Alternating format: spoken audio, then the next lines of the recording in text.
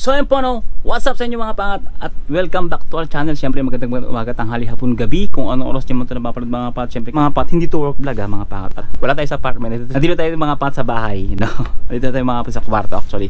Walang tao dito mga pangat. Karating natin ng trabaho. Obviously mga pangat, nakaadagyo pa tayo. Kasi mga pangat, winter na, hindi na tayo naguhubad ng uniform at kahit nasa labas pa tayo nagtatrabaho mga pangat, hindi tayo pinapawisan. Ito na yung pinapapasok natin, pinasabay pinang-uuwi. Kaya ganito, pagka winter time, no, tipid sa labahan, tipid sa sabon.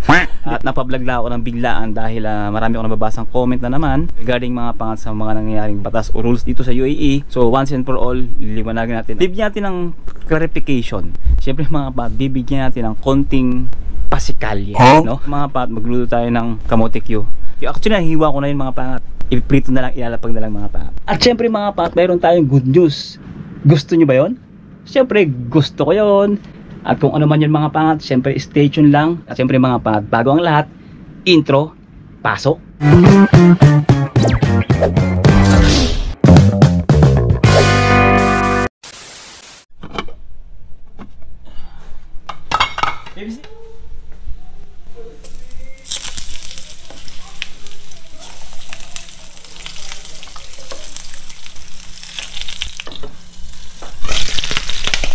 Oy, no, pangat, no? Yan. Bago tayo mag-utot ng dila mga pangat, syempre mga pangat, prito-prito natin yan. Pagkatapos tayo mag-utot ng dila, bouchi-bouchi na tayo. Baka may nainip na naman dyan, di ba? Na maraming pasikali. Talagang marami tayong pasikali-skali eh. Sakto yan, pagkatapos natin mag-utot ng dila, may chichibukin tayo. Let's go! So ayun mga pangat, nagpalit lang tayo ng kalo ng sombrero natin. Meron tayong babasahin ng mga katanungan na, sa mga previous vlog natin regarding ito mga pangat sa amnesty, as exit na yan, kung may show money ba mga pangat ang tourist visa rito, at iba pang mga katanungan ng ating mga kababayan no, na naguguluhan hanggang sa ngayon. So yun, umpisa na natin mga pangat. Medyo pagod pa ako. Anyway, ito yung unang katanungan mga pangat, no? Tony Gomez, tama ba? Tony Gomez 31, yun, shoutout sa'yo. Sabi niya, kabayan, ok pa rin ba yung kukunin mo ang wife mo using visit visa para makapagharap ng work dito? Anong pwede mong ipayo sa ganong idea? So kung matagal na kayo sa channel natin, kung napapanood nyo naman, nakasama natin yung anak natin dito. So kung anak ko nga, nabisahan ko, so pwede mong ituris yung asawa mo rito mga pangat. Kung maghahanap ng trabaho, I suggest, no, gawin mo siyang husband visa. Medyo little bit pricey, pero guaranteed naman mga pangat, 2 years yung haba niya, yung ipamamalagi dito sa UAE. Hindi siya nakaka-stress para maghanap ng trabaho dahil mahaba yung iyong time duration, no? Ano yung pamamalagi o yung may time ka para maghanap. Unlike mga pangat pag visit visa lang or tourist visa, is tumatagal lang yung mga pangat ng 2 months or 3 months. Maximum na yung mga pangat 1 month, 2 months lang, medyo nakaka-struggle, nakakawala ng focus kumbaga. Pero alam ko, ang babae mabilis lang makahanap ng trabaho yan as long as na marami siyang experience and then credentials, no? Mabilis na makapasok ang mga babae rito. At ito pa mga pangat, ang benepisyo kapag ikaw ay husband or wife visa o tinatawag natin spouse visa.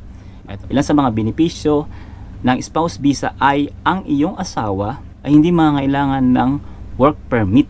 Ang iyong asawa ay maaaring magtrabaho sa UAE at ang kanyang kumpanya ay kailangang mag-apply lamang para sa iyong pag-apurba sa Ministry of Labor. So, mas maganda siya kasi unlike pag naka-tourist visa ka or naka-visit visa ka, actually mga pangat, bawal yun eh. Bawal naman talaga mga pangat, sa totoo lang ang tourist visa at visit visa na mag-apply ka ng trabaho rito. So, pero mga pangat, pagdating dito sa UAE o kahit sa anong bansa mga pangat, nagiging normal na lang, no, mga pangat, mga nasa Canada nga, di ba, na nagpupunta ron mga pangat, mag-aaral papuntang Canada. Bakit ka mag-aaral kung graduate ka na talaga, no? So may reason mga pangat, bakit gusto mong ma-PR. So yun talaga yung goal dito naman mga pangat sa UAE, mga nagpupunta dito, hindi naman para ma-PR, para makapagharap talaga ng trabaho. So I suggest na mas maganda yung naka-husband and wife visa ka para legal kang magharap ng trabaho.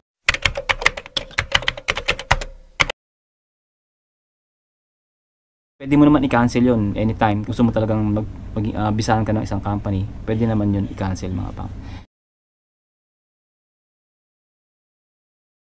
So, mayroon pa siyang follow-up question mga pang. Ang sabi niya is, may required ba na salary pag husband visa, kabayan? Actually, wala naman siyang required na salary, no? As long as na kaya mo siyang suportahan sa bahay, pagkain at sa mga pag-apply niya kung mag-a-apply siya dito. Halimbawa, naka-bed space ka. Kung dating asawa mo, madagdagan yung bahay mo, di ba? Sabi natin 400 o 300 yung additional payment doon.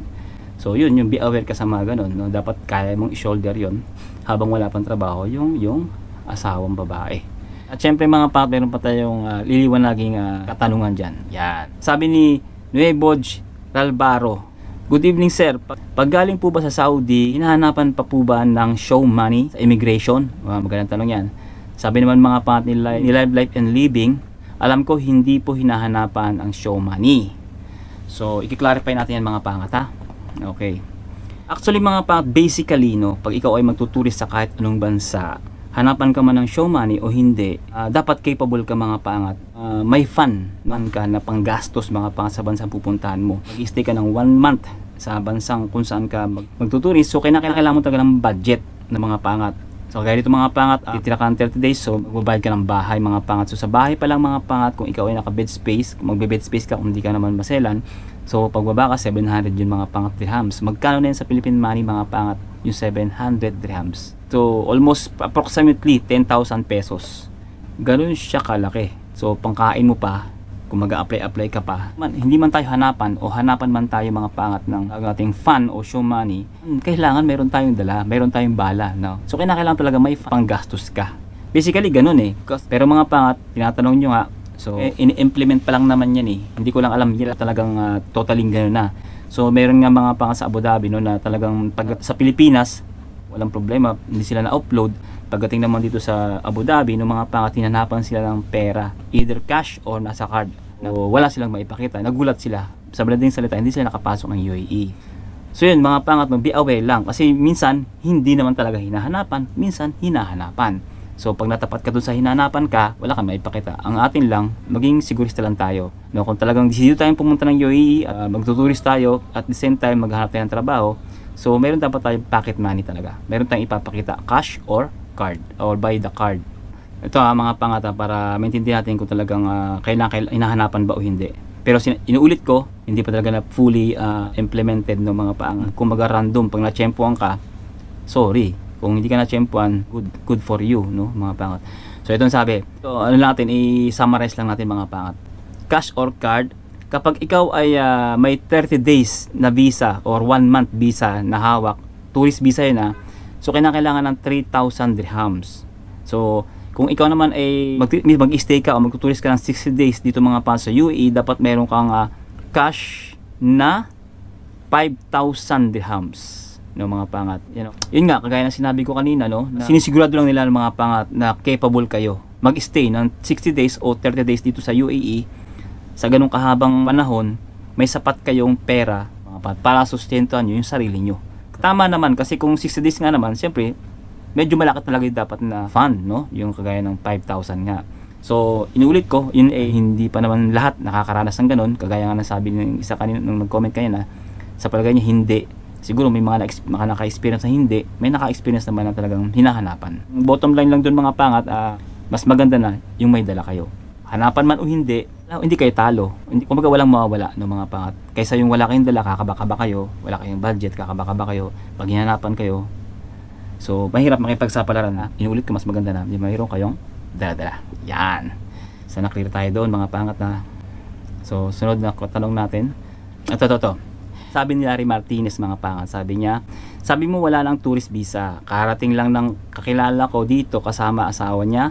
Nag-tourist lang sila. Walang kamag-anak dito. Mali pagkakala mo, Brad. Baka di Pinoy, tinutukoy dyan. Indian, di Pinoy. Yan sabi niya.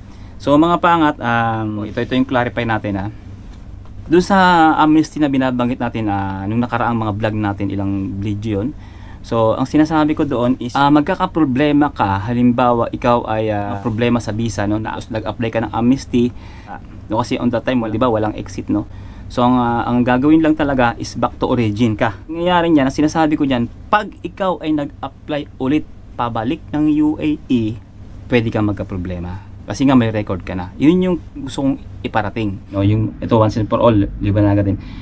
Yung mga nagkaroon ng record, So, nabanggit ko naman mga pangat, panoorin nyo nilang andyan sa link yung description. Either pwede kayo mag-apply o hindi kayo pwede mag-apply. For example, pwede kayo mag-apply. Pag nag-apply kayo mga pangat ng amnesty, matik yun. Automatic yun mga pangat, kailangan nyo lumabas ng bansa. Lumabas ng UAE. Kasi nga, walang A2A noon.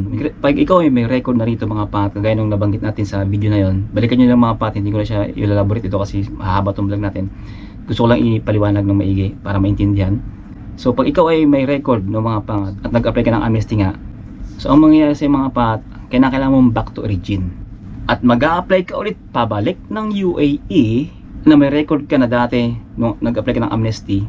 So, hindi ka basta-basta makakapasok ng UAE. Kahit hindi ka pa na-upload sa ating bansa sa Pilipinas, pagdating mo rito, questionable yung dokumento mo mga pangat. Kasi nga, makikita nila sa kanilang database o sa kanilang system na nagkaroon ka ng record ng amnesty mga pangat, no? So, iniisip mo naman mga pangat, lumabas ka lang UAE pero hindi ka babalik ng ating bansang Pilipinas, mapupunta ka lang sa karatig bansa, mas nakakatakot yun mga pangat kasi kung hindi ma-release yung visa mo, patong-patong yung magiging problema mo. Paano kung yung budget mo is kulang na? Paano kung mag-stay ka doon ng ilang buwan no mga pangat at hindi na-release yung visa mo kasi hindi ka ma-approve dahil gawa nga ng may record ka? So mas malaking problema yon. Kaya sinasabi ko nga sa vlog natin mga pangat, back to origin talaga. Mas safe ka. So, ganoon talaga yung consequence noon. Kung ayaw mo umuwi o lumabas ng UAE dahil natatakot ka hindi na makabalik, ang natatakot ka hindi ka makakabalik may mga pangat ng UAE, no? Hindi ka mag-apply ng amnesty, ang nakakatakot naman yan mga pangat. Pagdating ng 2025, kung baka maghigpit sila na kailangan mo ng Emirates ID, madalas sila mag-random check-up, hindi natin alam, hindi ko sinasabing ganon. Pero yun yung posibleng mangyari pero hindi pa natin sigurado. Nandun lang tayo mga pangat sa safetiest na sitwasyon, no? Mas i-safety na natin yung mga sarili natin. Ngayon, sa mga bago mag-a-apply o na wala namang record dito at hindi kayo na-upload sa Pilipinas, for example, hindi ka pa nakakapunta ng Gulf country, ano ba yung Gulf country? GCC, ano ba yung GCC? Ayan mga pat, yung Middle East, no? Ngayon mga pat, kung hindi ka pa nakakarating ng Middle East ni minsan sa tanang buhay mo at magtuturist ka dito sa UAE at hindi ka naman na-offload sa Pilipinas, walang magiging problema sa iyo mga pangat. Dahil wala kang record dito, pasok ka kagaya ng sinasabi niya yung mag-asawa nga na banggit ni Sir, no, na nakating dito, walang problema yung mga pangat. Kahit anong lahi ka pa, no, mga pangat, kahit pwede ka makapasok ng UAE. Siguro yung ibang lahi nililimitahan, pero pwede sila makapasok, pero limitado na mga pangat yung kanilang category, no, mga pangat. Siguro, ganun na kahigpit sa kanila. Kasi nga sa atin, alam naman natin sa Pilipinas na napakahigpit na nating immigration. Alam ng UAE yan at ng buong mundo kung gaano kahigpit ang ating immigration. Kahit na hindi ka ka-upload, ino-upload ka, di ba? So anyway, sana clear na yon. Next question. Sabi ni Michael Kapawing, pa-shoutout po Brother Roberto. Wow, good. Yan ang gusto ko, brother. Pwede na yan, wag lang idol ha, kasi si Lord lang idol natin. Lagi po ko nanonood ng vlog you. Tanong ko lang po, pag residence visa, ilang taon po ang expiration noon? I hope sana makaalis na kami sa January para makapag-work na dyan sa Abu Dhabi soon. Actually, maraming uri ng residence visa sa UAE, no? Yun, pero dahil work yung pinag-uusapan niya, stick tayo dun sa work. So mga pangat, pag ikaw ay nagpunta rito as employee at may employer ka, matik yun 2 years yun mga pangat. At ang kontrata ito mga pangat is unlimited. So ibig sabihin, every 2 years kinakailangan mong ma-renew, no, ng iyong employer. Kung ikaw mag-i-stay sa employer mo, every 2 years, meaning another Emirates ID, another visa, so another residence visa, another 2 years ulit yun. So hindi ko na ilalaborate kung ano pa yung mga residence visa dito mga pangat, pero yun yung pag-uusapan lang natin kasi nga regarding mga pangat sa work na rin yun naman.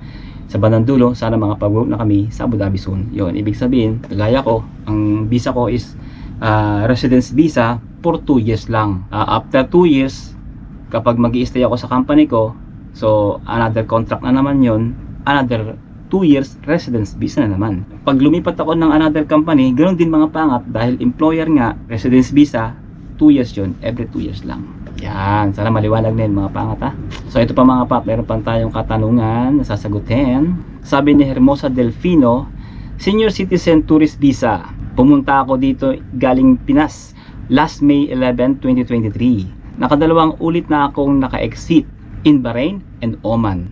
Dapat mag-exit ako ulit first week of January 2025.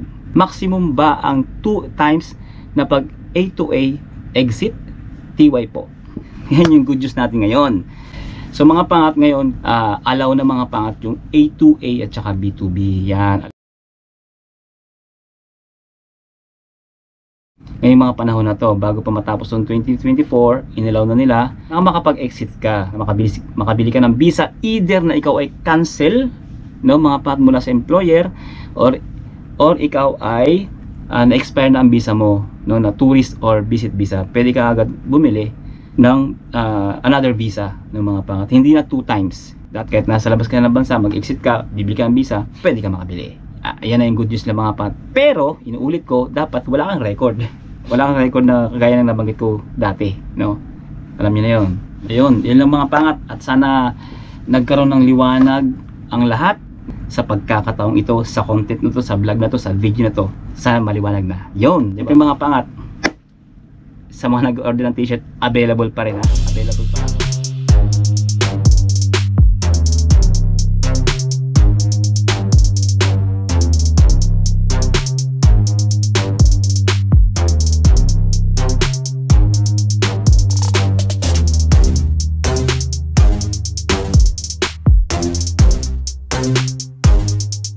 Marami akong nababasang comments sa comment section. Sabi ko nga, punta kayo mga pangat sa Facebook page.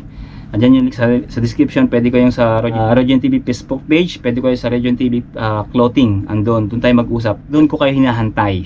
At siyempre, maraming salamat ulit sa mga patuloy na nanonood at patuloy na sumusubaybay at patuloy na naniniwala sa channel natin. Maraming salamat sa inyo mga pangat. At siyempre, kung natuto ka, nag-enjoy ka, siyempre don't forget to like, share, and subscribe. At yun mga pangat, maraming salamat. Hanggang hindi ko na pahahabain at hindi ko na sasayangan yung inyong mga oras. Ating positive lang, good vibes. God bless you all mga pangat. At siyempre, sa lahat ng pagsubok at tagumpay, sa mga pinagdadaan natin sa buhay at sa mga pangarap natin na makarating sa anumang bansa nating pangarap, siyempre mga pangat, ipag-pray mo lang at to God be the glory. Rodin TV, sign out, pero magbabalik tayo sa mga next vlog. Abangan nyo mga pangat yung mga next vlog natin, ha? And see you in the next one. Let's go! Sana po